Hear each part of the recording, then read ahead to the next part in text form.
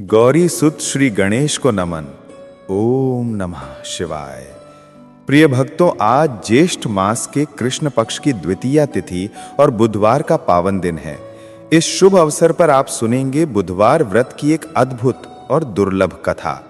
मान्यता है कि इस दिन श्री गणेश का व्रत पूजन और कथा श्रवण करने से मान सम्मान बढ़ता है, सफलता प्राप्त होती है और कार्यों में आने वाली रुकावटें दूर होती हैं। हे प्रभु गणनायक, आप बुद्धि, बल और समृद्धि के दाता हैं, देवताओं में प्रथम पूज्य हैं। हम सभी आपको शत शत प्रणाम करते हैं। हमारी मनोकामनाएं पूर्ण हों। जय श्री गणेश। बहुत समय पहले एक गांव में एक भाई और बहन रहते थे। भाई निर्धन था, लेकिन उसकी बहन संपन्न परिवार में ब्याही गई थी। एक दिन गांव में चर्चा फैल गई कि बहन की ननद का विवाह होने वाला है। बहन ने ना तो अपने भाई को बुलाने के लिए कोई संदेश भेजा और ना ही निमंत्रण ही दिया। भाई को जब ये बात दूसरों से पता चली तो उसने अपने गांव के लोगों को बताया। गांव वालों ने अपनी क्षमता अनुसार चुनरी, बिछिया, साड़ी और कन्या के लिए आवश्यक वस्तुएं इकट्ठी कर दी। भाई उन सबको लेकर बहन के गांव पहुंचा। जब वो बहन के घर पहुंचा तो बहन की देवरानी ने अंदर जाकर बताया, दीदी, आपके भाई आए हैं। बहन ने पूछा, कैसे आए हैं, क्या पहना है?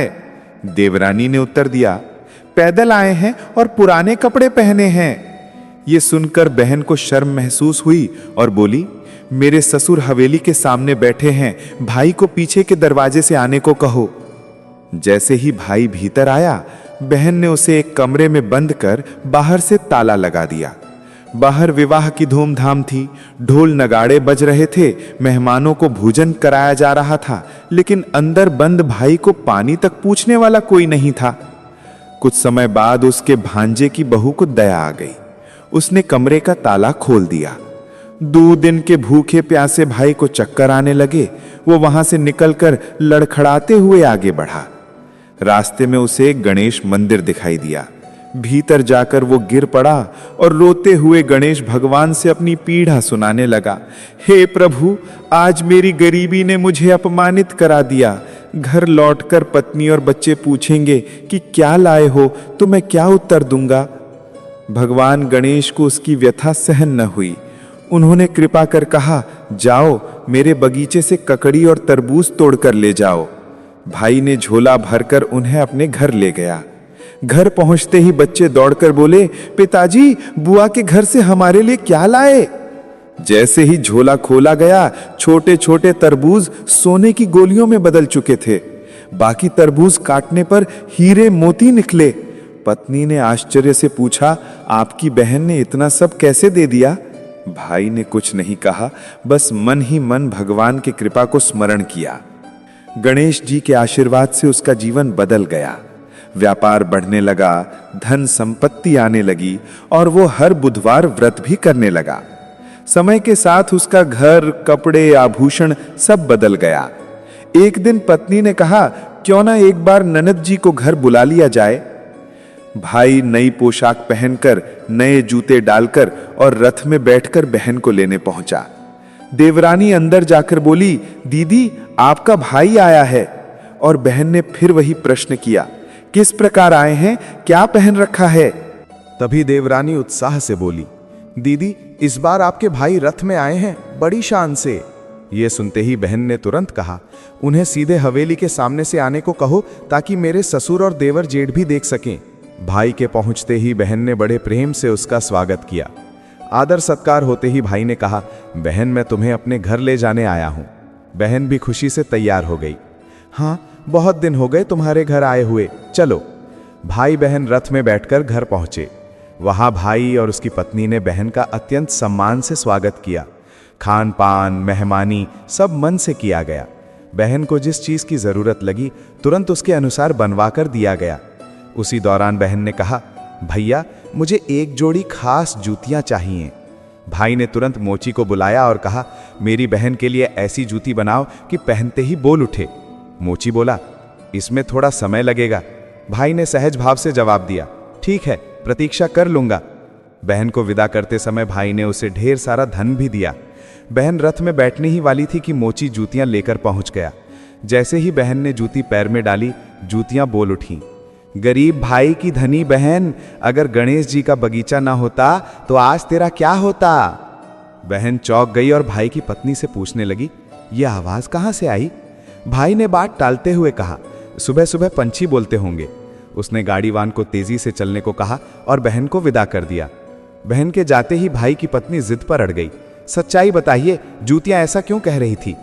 तब भाई ने पूरी कहानी उसे समझाई, कैसे बहन ने उसे पीछे के दरवाजे से बुलाया, फटे कपड़ों पर शर्म की, कमरे में बंद कर दिया, 2 दिन भूखा प्यासा रखा, कैसे भांजे की बहू ने ताला खोला और वो कैसे गणेश मंदिर पहुंच गया, फिर कैसे भगवान गणेश ने दया कर तरबूजों और ककड़ियों को सोना हीरा बना दिया और तभी से बुधवार व्रत का संकल्प लिया। बात सुनकर पत्नी आग बबूला हो गई, अगर मुझे ये मालूम होता तो मैं तुम्हारी बहन को कुछ भी ना देती, सब वापस लेकर आओ। पति मुस्कुराता हुआ बोला, अरे पगली, हमें तो गणेश जी ने सब दिया है, अगर बहन मुझे उस दिन दुख ना देती तो शायद मैं गणेश जी की शरण में भी ना जाता, इसीलिए मन को मलिन मत कर, गणेश जी की कृपा है कि हमें किसी वस्तु की कमी नहीं है। दोनों ने विनम्र भाव से गणेश जी के समक्ष माथा टेका और कहा, हे विघ्नहर्ता, जैसे कृपा आपने उस गरीब भाई पर बरसाई, वैसे ही अपने सभी भक्तों पर भी बनाए रखना। सबने मिलकर प्रेम से पुकारा, गणपति बप्पा मोरया। अब एक और कथा। एक गांव में एक सेठ और उसकी धर्मपरायण पत्नी रहते थे। दोनों अत्यंत श्रद्धावान थे और हर बुधवार को नियम पूर्वक गणेश जी का व्रत रखते, पूजा करते और ब्राह्मण भोजन करवाकर ही व्रत का समापन करते थे। सेठ का परिवार बड़ा था और सब आपस में प्रेम और सौहार्द से रहते थे। बस एक बात थी जो सेठ सेठानी के मन को कचोटती थी, उनकी कोई संतान नहीं थी। गांव के लोग इस विषय पर बातें भी किया करते थे और कई बार ताने भी मार दिया करते थे। ये सब सुनकर दंपत्ति मन ही मन व्यथित हो जाते थे। एक बुधवार की पूजा समाप्त कर जब वे दोनों मंदिर की सीढ़ियों से नीचे उतर रहे थे, तभी उनकी नजर एक छोटे बच्चे पर पड़ी जो अकेला बैठा हुआ था। एक दिन 2 लोग मंदिर के बाहर खड़े हुए एक छोटे बच्चे को देखकर हैरान रह गए। वो बालक किसी का इंतजार करता दिखाई दे रहा था, परंतु वो अभी बोलना सीख ही रहा था, इसलिए किसी को कुछ बता नहीं पा रहा था। दोनों पति पत्नी बच्चे के साथ बैठे रहे और आसपास के लोगों से भी पूछताछ की, लेकिन किसी को उसके माता पिता के बारे में कुछ पता नहीं चला। कुछ देर बाद पंडित जी भी वहां पहुंचे। उन्होंने भी आसपास खोजबीन करवाई, पर माता पिता का कोई सुराग नहीं मिला। तब पंडित जी ने उस दंपति से कहा कि जब तक असली अभिभावक नहीं मिल जाते, वे चाहें तो बच्चे को घर ले जाकर उसकी देखभाल कर सकते हैं। यदि माता पिता खोजते हुए आए तो वे स्वयं बच्चे को उनके घर पहुंचा देंगे। दंपति की खुशी का ठिकाना न रहा। उन्होंने उस मासूम को प्रेम से घर लाकर अपने आराध्य गणपति के नाम पर उसका नाम गणेश रख दिया और उसे अपनी संतान की तरह पालने लगे। कुछ समय बीता, तभी गांव में 2 अजनबी आए जो असल में ठगी करने वाले थे। वे गांव के किसी अमीर व्यक्ति को निशाना बनाना चाहते थे और मंदिर की सीढ़ियों पर बैठकर योजना बना रहे थे। तभी पंडित जी ने उन्हें देखा और अनजान चेहरों को देख पूछ लिया, क्या आप लोग किसी खोए हुए बच्चे को ढूंढ रहे हैं। ठग वैसे ही बहाना ढूंढ रहे थे, इसलिए उन्होंने तुरंत हाँ कह दिया। पंडित जी उन्हें उस दंपति के घर ले आए और कहा कि बच्चे के माता पिता मिल गए हैं। ये सुनकर दंपति का दिल टूट गया, पर उन्होंने अतिथियों की तरह उन दोनों लोगों को रात भर अपने यहाँ ठहराया। रात के सन्नाटे में जब सब गहरी नींद में थे, तभी वे दोनों ठग चुपके से कमरों की तलाशी लेने लगे। अंत में वे तिजोरी वाले कक्ष तक पहुंच गए। सामान खंगालने की हल्की सी आवाज से एक नौकर की नींद खुल गई। उसने धीरे से झांक कर देखा तो सारी सच्चाई सामने आ गई। नौकर ने फुर्ती से बाहर से कुंडी चढ़ा दी और जोर जोर से चोर चोर चिल्लाने लगा। घर वाले जागकर इकट्ठे हो गए। जब कमरे का दरवाजा खुलवाया गया तो दोनों ठग सामान चुराते हुए पकड़े गए। सुबह होते ही दंपति ने मामले को पंचायत में पेश किया और कहा कि ये लोग बच्चा ले जाने के योग्य नहीं हैं।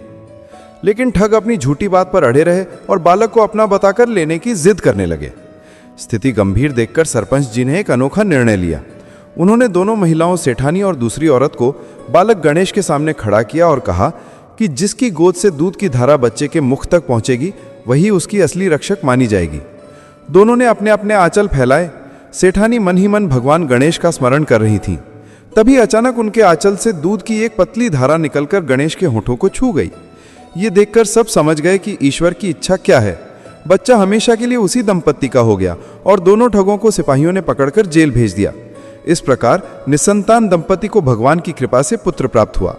प्रिय भक्तों, अब सुनिए श्री गणेश जी के विवाह से जुड़ी एक प्राचीन कथा। एक समय देवी तुलसी उपयुक्त वर की खोज में तीर्थों की यात्रा कर रही थीं। यात्रा करते करते वे गंगा तट पर पहुंची। उसी समय श्री गणेश जी वहां कठोर तप में लीन थे।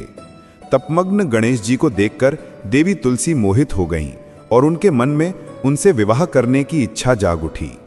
विवाह की भावना से प्रेरित होकर देवी तुलसी गणेश जी के समीप गईं और उनके ध्यान को भंग कर दिया। जब गणेश जी ने नेत्र खोले तो अपने सामने एक देवी को खड़ा पाया। उन्होंने शांत भाव से पूछा, हे देवी, आप कौन हैं और मेरे तप में बाधा क्यों डाली? तब देवी तुलसी ने अपना परिचय दिया और बिना झिझक उन्हें अपना जीवन साथी बनाने का प्रस्ताव रख दिया। गणेश जी ने विनम्रता से उत्तर दिया, देवी, मैं ब्रह्मचर्य का पालन करता हूं, इसलिए विवाह मेरे लिए संभव नहीं है। उनकी ये बात देवी तुलसी को असह्य लगी। क्रोध में उन्होंने गणेश जी को श्राप दे दिया कि उनका ब्रह्मचर्य भंग होगा और वे 2 विवाह करेंगे।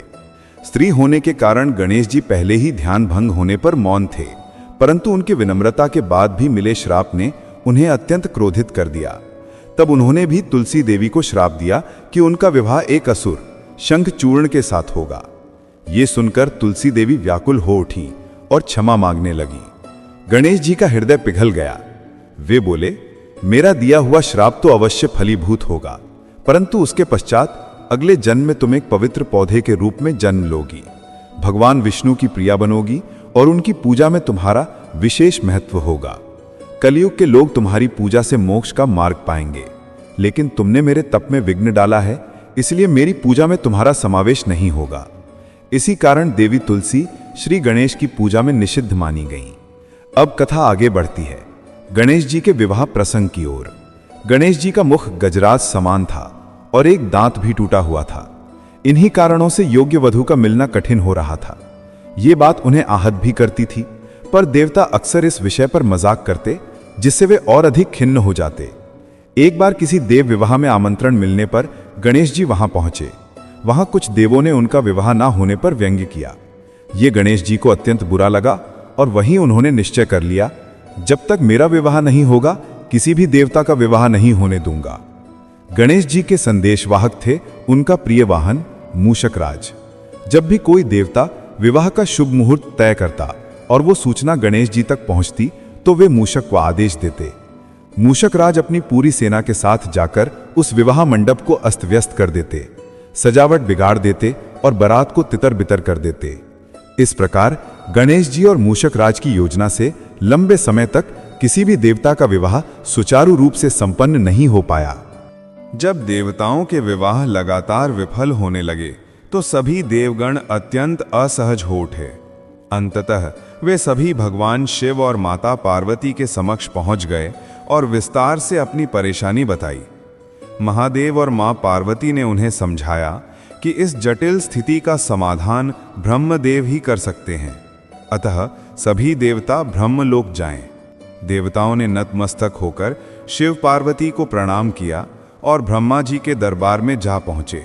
सबकी व्यथा सुनकर ब्रह्मा जी ने अपनी दिव्य शक्ति से 2 पवित्र कन्याओं को उत्पन्न किया, रिद्धि और सिद्धि। वे ब्रह्मा जी की मानस पुत्रियां थीं। ब्रह्मा जी दोनों कन्याओं को लेकर गणेश भगवान के समक्ष आए और निवेदन किया, हे विघ्नहर्ता, मेरी पुत्रियों को ज्ञान और शास्त्रों की शिक्षा प्रदान करें। ब्रह्मा जी के सम्मान हेतु गणेश जी ने यह दायित्व स्वीकार कर लिया।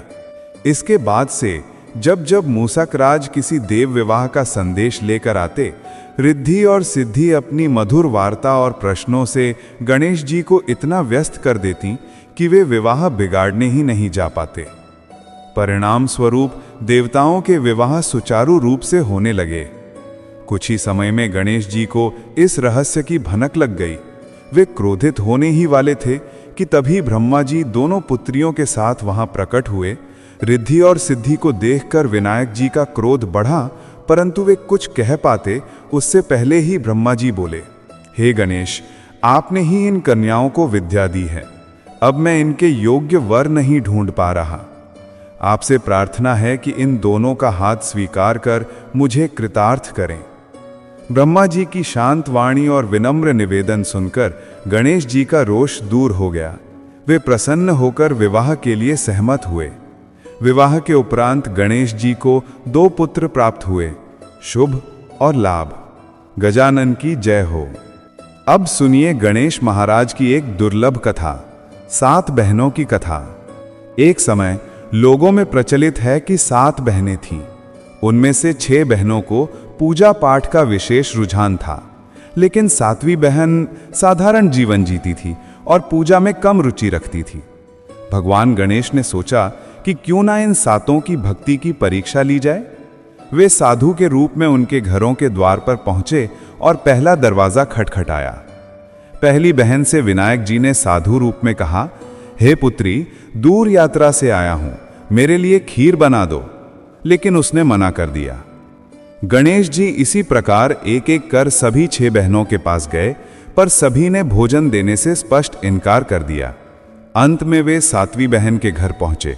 उन्होंने उसी आग्रह से कहा, बेटी, मैं भूखा हूं, क्या तुम मेरे लिए खीर बना सकती हो? 7वीं बहन ने मुस्कुराकर तुरंत हां कह दी। वह चावल चुनकर खीर बनाने लगी। खीर पकने लगी तो उसे चिंता हुई कि कहीं कच्ची ना रह जाए, इसलिए उसने थोड़ा सा चख कर देखा और फिर साधु को परोस दी। साधु बोले, तुम भी खीर खा लो बेटी। 7वीं बहन ने संकोच पूर्वक कहा, भगवान, मैंने तो पकाते समय ही थोड़ा चख लिया था, इसीलिए दोबारा नहीं लिया, कृपया रुष्ट ना हो। 7वीं बहन की सरलता, सेवा और निष्कपट भक्ति से गणेश भगवान अत्यंत प्रसन्न हुए। उन्होंने अपना दिव्य रूप प्रकट किया और कहा कि बेटी, तुम्हारी निष्ठा मुझे प्रिय लगी है।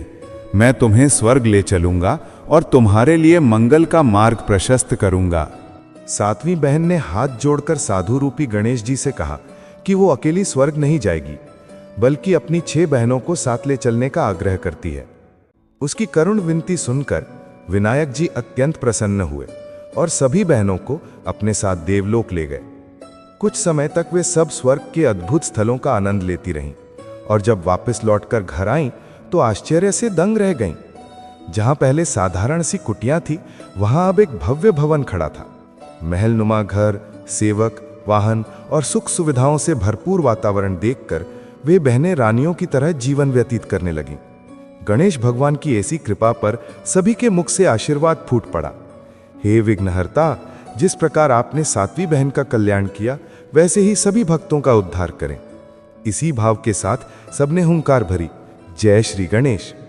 हे भक्तों, अब सुनिए गणेश देव की एक और मंगलमयी कथा, जो हर प्रकार के दुखों का अंत करती है। एक गांव में एक कुम्हार रहता था। उसकी 2 पत्नियां थीं और दोनों की एक एक बेटी। बड़ी पत्नी की लड़की का नाम सुखिया था और छोटी पत्नी की बेटी का नाम दुखिया। बड़ी पत्नी और उसकी बेटी घर में चालाकी से सब पर हुकूमत चलाती थीं, जबकि छोटी पत्नी और दुखिया सुबह से शाम तक घर के सभी काम संभालती। कुम्हार भी दोनों पर विशेष ध्यान नहीं देता था। समय बीतता गया और एक दिन कुम्हार गंभीर रूप से बीमार पड़ गया। उसने अपनी छोटी बेटी दुखिया को पास बुलाया और कांपते हाथों से गणेश भगवान की एक मूर्ति उसे दे दी, जिसे उसने स्वयं मिट्टी से बनाया था। उसने कहा, बेटी, मेरे पास देने को बस यही प्रतिमा है, इसे प्रतिदिन पूजना, इसका भोग लगाना, इससे तुम्हारा कल्याण होगा। ये कहकर कुम्हार ने अंतिम सांस ली। बड़ी पत्नी ने अवसर पाते ही सारी संपत्ति अपने नाम कर ली और छोटी पत्नी को उसकी बेटी सहित घर से निकाल बाहर किया। अब माँ और दुखिया सूत काट कर और कपड़े बुनकर जो थोड़ा बहुत धन मिलता, उससे अपना गुजर बसर करने लगी। एक दिन दुखिया की माँ ने उससे कहा कि बाहर फैली रुई का ध्यान रखना, धूप में सूख जाए तो भीतर रख देना। उस समय दुखिया गणेश जी को भोग लगाने में व्यस्त थी। पूजा पूरी कर वो रुई देखने बैठ गई, तभी अचानक तेज हवा चली और सारा रुई का ढेर उड़कर बिखर गया। दुखिया घबरा गई कि माँ को क्या उत्तर देगी। उसी क्षण गणेश भगवान उसके समक्ष प्रकट हुए और बोले, चिंता मत कर बेटी, अपनी रुई वापस मिल जाएगी, बस मेरे पीछे चलो। दुखिया उनके पीछे चल पड़ी। रास्ते में उन्हें एक गाय मिली जिसने कहा, बेटी, मेरे आसपास गोबर फैला हुआ है, क्या तुम इसे साफ कर दोगी? मेहनत और सेवा में विश्वास रखने वाली दुखिया तुरंत काम में लग गई। उसने गोबर साफ किया, गाय के सामने ताजा घास रख दी और पानी से भरी बाल्टी भी रख दी। गाय ने आशीर्वाद देते हुए कहा, बेटी, वापसी में मुझसे मिलना बेटी। दुखिया आगे बढ़ी। कुछ दूर जाकर उसे एक केला वृक्ष मिला। उसने विनती की, बेटी, मेरे नीचे खरपतवार जमा हो गए हैं और मेरी टहनी भी नीचे झुक गई है, क्या तुम मेरी सहायता करोगी? दुखिया ने पेड़ के नीचे पड़े सूखे पत्ते और खरपतवार हटा दिए और एक मजबूत लकड़ी की मदद से उसकी टहनी को सीधा कर दिया। केले का पेड़ आनंदित होकर बोला, लौटते समय मुझसे मिलने जरूर आना बेटी। दुखिया ने सहमति दी और आगे पैदल चलती रही। फिर रास्ते में एक घोड़ा दिखाई दिया जो खूंटी से बंधा था। घोड़े ने दुखिया को देखते ही कहा, बिटिया, कई दिनों से पेट में अन्न का दाना भी नहीं गया, अगर कुछ घास पानी मिल जाए तो बड़ी कृपा होगी। दुखिया तो दया और सेवा की मूर्ति थी। उसने बिना देर किए घास काटकर घोड़े के आगे रख दी और पास की बाल्टी से पानी पिलाया। घोड़ा संतुष्ट होकर बोला, बेटी, लौटते समय मेरे पास जरूर आना। थोड़ी दूर आगे जाने पर दुखिया को एक बुढ़िया दिखाई दी जिसके बाल चांदी जैसे चमक रहे थे। गणेश भगवान ने इशारा किया कि यही चांद की माता है, इन्हीं से रुई मिलेगी। दुखिया ने उनके चरण छूकर विनम्रता से अपनी रुई लौटाने की प्रार्थना की। बुढ़िया ने मुस्कुराते हुए कहा, रुई तो मिल जाएगी, पर पहले भीतर जाओ, बालों में तेल लगाकर तालाब में डुबकी लगाओ, फिर साफ कपड़े पहनकर भोजन कर लेना। दुखिया अंदर गई, बालों में तेल लगाया और जैसे ही तालाब में पहली डुबकी लगाई, अद्भुत चमत्कार हो गया। उसका रूप परियों जैसा निखर चुका था। दूसरी डुबकी में उसके शरीर पर चमचमाते गहने प्रकट हो गए, लेकिन वह लोभ से दूर थी, इसलिए तीसरी डुबकी लगाने की इच्छा होते हुए भी उसने अपने मन को रोक लिया। भीतर जाकर उसने चमकदार साड़ियों को छोड़कर एक सरल सी साड़ी चुनी, रसोई में गई और तमाम व्यंजनों को छोड़कर सिर्फ रोटी भाजी खाई। उसके बाद वह बुढ़िया के पास पहुंची। बुढ़िया माई ने रुई वापस दी और अपने पास रखे 2 डिब्बों में से एक चुनने को कहा। दुखिया ने बिना लालच किए छोटा डिब्बा उठा लिया और लौटने लगी। रास्ते में घोड़े ने उसे सोने के सिक्कों से भरा एक गड्ढा दिया। केले के पेड़ ने सोने के केले का एक गुच्छा थमाया। गाय ने एक प्यारी सी बछिया उसे उपहार में दी। इतने अद्भुत उपहारों के साथ दुखिया घर लौटी। घर पहुंचकर छोटा डिब्बा खोला तो अंदर से एक तेजवी राजकुमार प्रकट हुआ जिसने दुखिया को अपनी पत्नी बनाने की इच्छा बताई। इस प्रकार दुखिया और उसकी मां का जीवन बदल गया और घर में सुख समृद्धि का वास हो गया। अब उधर बड़ी वाली पत्नी और उसकी बेटी सुखिया ये सब देख देख कर जलने लगी। लालच में उन्होंने भी रुई सुखाने के बहाने से बाहर फैलाया और हवा उड़ाकर ले गई। वह भी दुखिया की तरह रुई लाने निकल पड़ी। रास्ते में गाय, घोड़े और केले के पेड़ ने वही विनती दोहराई जो दुखिया से की थी, पर सुखिया ने सबको झिड़क दिया और तुनकते हुए आगे बढ़ती गई। जब वह उसी चांदी बालों वाली बुढ़िया के पास पहुंची तो उसने आदेश के लहजे में रुई मांग ली। बुढ़िया माई ने शांत स्वर में कहा, रुई तो मिलेगी, पर पहले अंदर जाकर तेल लगाओ, स्नान करो और भोजन कर लो। सुखिया अंदर गई और एक डुबकी लगाते ही सोने हीरे के आभूषणों से लद गई। लालच में उसने दूसरी डुबकी भी लगा दी, लेकिन इस बार उसका रूप भयावह राक्षसी जैसा हो गया। यह देखकर वह घबराकर बुढ़िया के घर लौटी, जहां उसने सबसे महंगी साड़ी पहनी, बड़े व्यंजन खाए और फिर रुई मांगने लगी। बुढ़िया माई ने 2 डिब्बे सामने रखे और कहा, एक बड़ा है और एक छोटा, जो चाहे ले लो। सुखिया ने बिना सोचे समझे लालच में आकर बड़ा वाला डिब्बा उठा लिया। डिब्बा हाथ में लेकर वो घर की ओर चल पड़ी। रास्ते में सबसे पहले वो उस घोड़े के पास पहुंची जिसे उसने पहले अनदेखा कर दिया था। घोड़े ने उसे देखते ही क्रोध में एक जोर की लात मार दी, जिससे वो लड़खड़ा कर गिर पड़ी। आगे केले के पेड़ के पास पहुंची तो पेड़ ने उसके ऊपर पत्तों और छिलकों की बारिश कर दी। जब वो गाय के पास पहुंची तो गाय ने भी नाराज होकर सींग मारकर उसे दूर फेंक दिया। दुख और अपमान से भरी रोती बिलखती सुखिया किसी तरह घर पहुंची और अपनी मां को पूरे रास्ते घटित घटनाओं का वर्णन किया। रात गहराने पर सुखिया को अपने लालच से उठाया गया बड़ा डिब्बा याद आया। उसने मन में सोचा कि इसमें अवश्य ही ढेरों जवाहरात, हीरे मोती होंगे जो उसकी किस्मत बदल देंगे।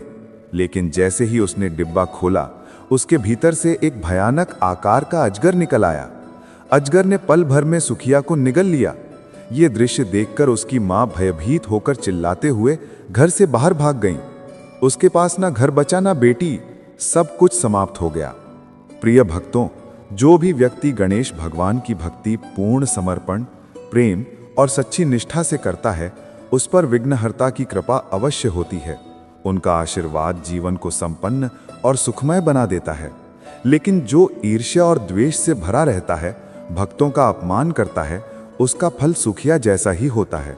इसलिए श्री गणेश जी की पूजा सच्चे मन से करें और उनके सेवकों का आदर करें।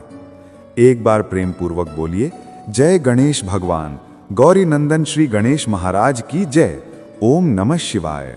जय गणेश जय गणेश जय गणेश देवा, माता जकी पार्वती पिता महादेवा।